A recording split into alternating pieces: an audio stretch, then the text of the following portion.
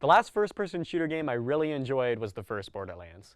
Yeah, I've played every Battlefield and the long chain of Halos, but in a genre many consider to be formulaic, it's hard to find games that stand out. They've each felt like endless series of slight modifications to the modern combat bang-bang formula. But then I played Doom. Now, to be quite honest, Doom is weird. It controls like a retro action shooter soaked in the shiny, bloody gore of this new console generation. Sure, there is a learning curve to playing the new Doom. I quickly found that my tried and true strategies from other shooters failed me. For the first hour and a half of the game, I died on a nearly continuous basis.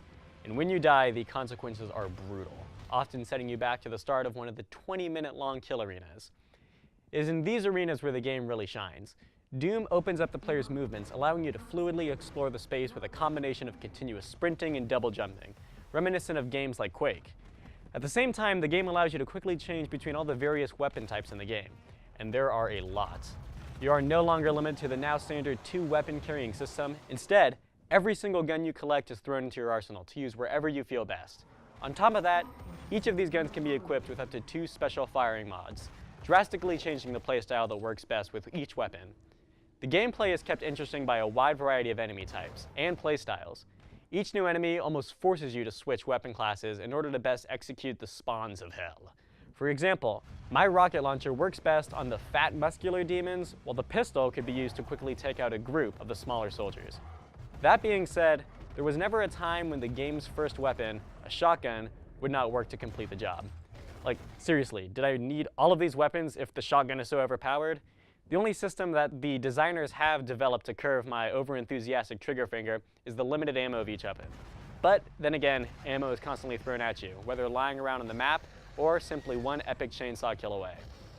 The only 2 drawbacks from the game's single player are almost passed down from the game's story to past: lack of a story and slightly repetitive action. The best way to describe the story is generic and forgettable, but that's half the point. The completely disposable story works to get out of the way of the player quickly, funneling you from one battle to the next.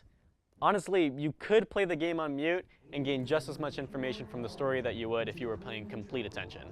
It is this endless funneling into gameplay that leads to a somewhat tiring experience.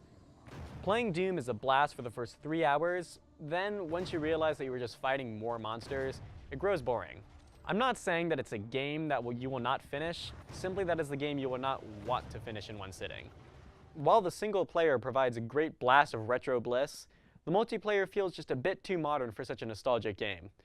With a progression system similar to Halo and a class system a la Call of Duty, the multiplayer felt rehashed. Doom's newest addition to the multiplayer landscape is Demon Mode.